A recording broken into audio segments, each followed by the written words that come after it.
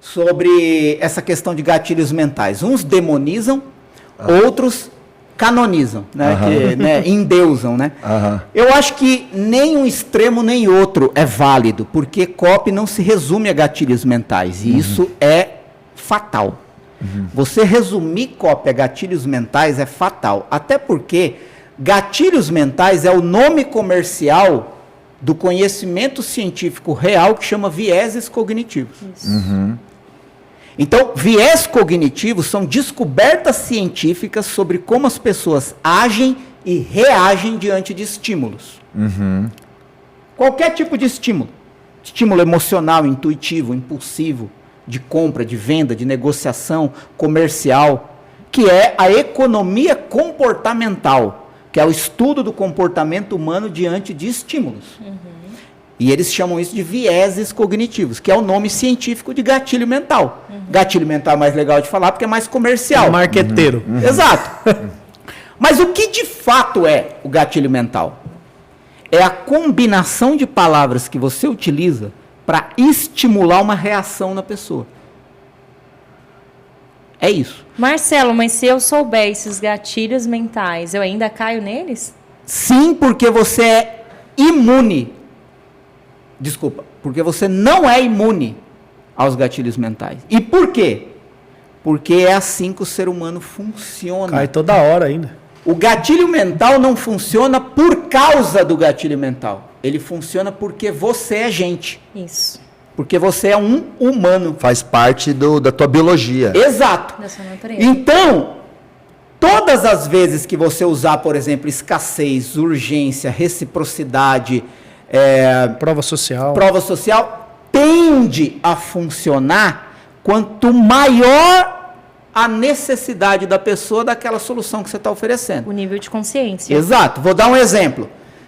Quando você passa na frente de uma escola muito disputada, vamos supor que essa escola tem 60 vagas para a quarta série do primário, e é uma escola muito disputada, e eles colocam uma faixa assim, vagas abertas. Talvez para você que não tem filho, é uma escassez inútil, porque você não é o público daquilo. Mas uma mãe dormiria na fila para garantir uma das 60 vagas. Porque aquela escassez de 60 vagas, naquela escola super disputada, para aquela mãe é questão de vida ou morte. Isso tem a ver com uma coisa que eu aprendi com você, Marcelo, que é assim, ninguém manipula ninguém. Não! Porque se a pessoa não tiver o mínimo de necessidade daquilo, então assim, o marketing não é uma manipulação, ele é uma intensificação do que a pessoa precisa. Eu lembro até que no Copy Experience você contou uma historinha mais ou menos assim. É a pergunta que sempre causa intriga. Sim. É uma pergunta que sempre causa intriga. Eu lembro de uma historinha que ele contou, foi tipo assim, algo tipo assim, imagina uma criança, ela tá na praia com os pais, aí passa o vendedor lá de sorvete, que bom, olha o sorvete, olha o sorvete, olha o sorvete. Aí a criança pega, puxa ali, né, a roupa do pai, eu quero. Aí talvez você pode pensar, pô, o marketing daquele sorveteiro criou uma necessidade na criança, mas na verdade não criou a necessidade. Não. Ele explorou a necessidade que já existia. Se a criança não tivesse com o mínimo de fome e sede, se ela tivesse acabado de almoçar, tomado um suco, um refrigerante ou água, aquele sorveteiro poderia usar uma cópia até melhor, tipo, olha o sorvete mais gostoso do planeta do mundo, entendeu? Que você pode tomar agora por 5 centavos. A criança fala, tô cheio.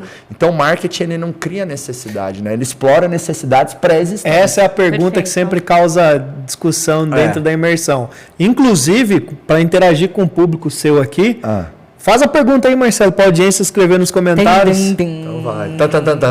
Você acha que o marketing cria necessidade, sim ou não?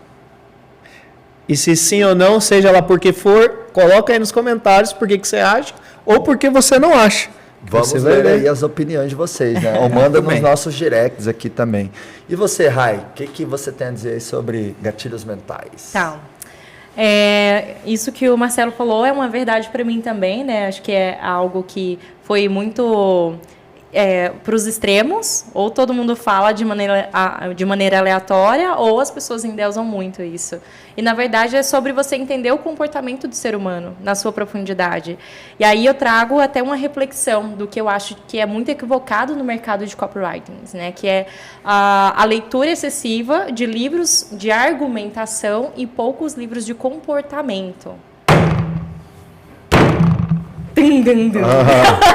Que é? Faz aí, Marcos. Mas tem que ter um Não, acho que é isso aí. Tem que ter um barulhinho. Põe na sonoplastia, pô. Põe na edição aí. Vamos dar um power. Vocês lembram do Power Rush do acelerador? Opa! Power Rush pra raio. 1, 2, 3. Aí o pessoal deve estar falando aqui que é o Power Rush. Isso aí Vem é pro acelerador. Você um negócio misterioso. Vem pro acelerador que você vai descobrir. O lucro, a liberdade. Coloca o link aqui, ó, nos comentários fixos. Mas olha só, esse para mim foi o maior segredo para construir minha carreira como copy ao longo dos anos. Eu confesso, eu acho que eu li 2 livros de argumentação ao longo da minha carreira. Desde 2014 eu faço copy. E eu sempre busquei compreender o comportamento. Sabe quando você explica na imersão, assim, que quando o empresário ele vai ensinar a equipe dele a resolver problemas, sempre tem que cavar, buscar a solução. Por quê? Então, sempre vou em busca desse porquê, que é o que o Marcelo falou, em busca das motivações por trás daquela compra.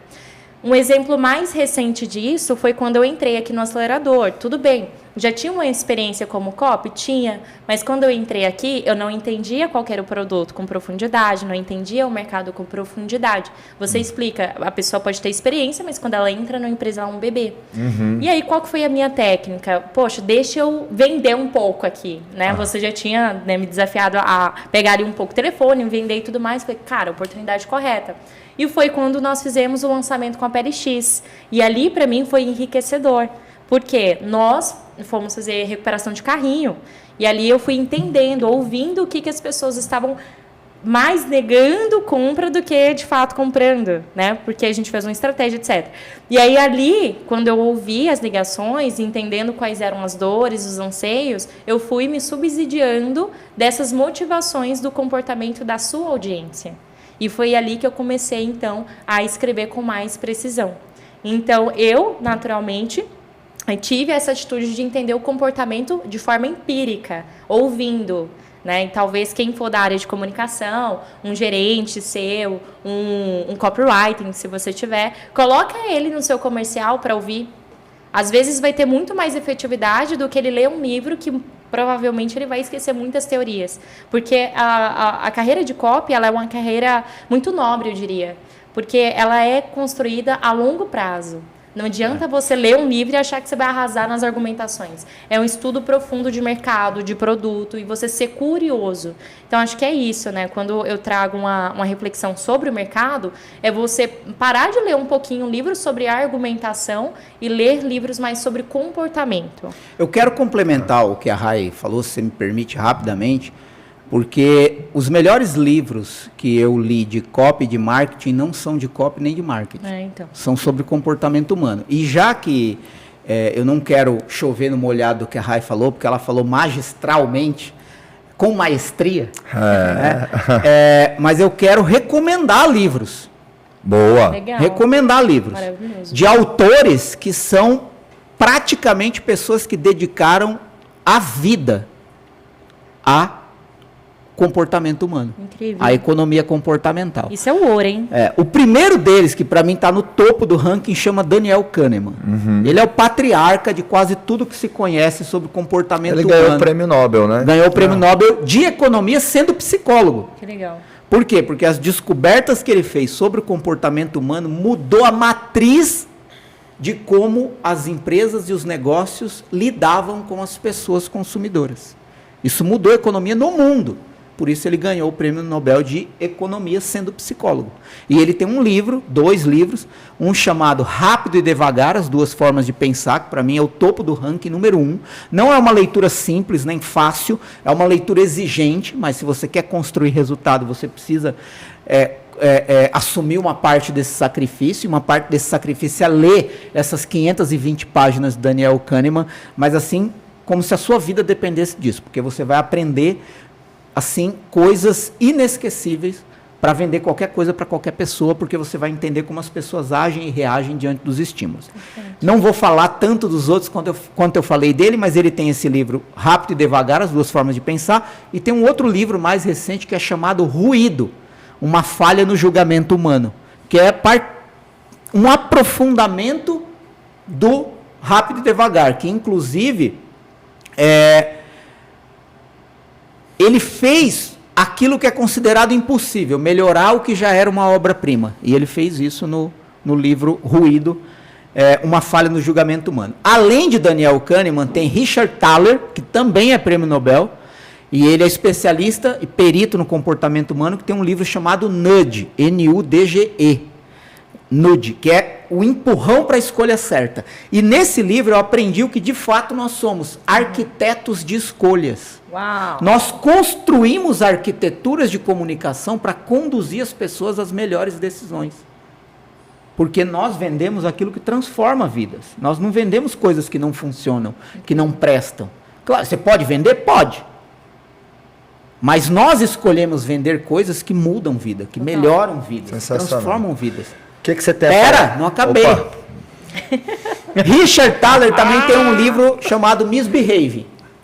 E, por último, eu quero recomendar Robert Cialdini, que é o cara que talvez mais propagou esses estímulos psicológicos e vieses cognitivos, que tem o livro As Armas da Persuasão, que agora saiu 2.0, revisto e atualizado, e ele tem o livro Persuasão e Persuasão e Influência. Então, são 3 autores que, se você ler, você vai ter uma escola de persuasão e influência, e não vai precisar ficar tão focado no desespero de vender produto. Olha aí, galera, o ouro, hein? O ouro. Marcelão entregou o roteiro bibliográfico aí para poder do que me trouxe até aqui. Sensacional, Uau. Show de bola.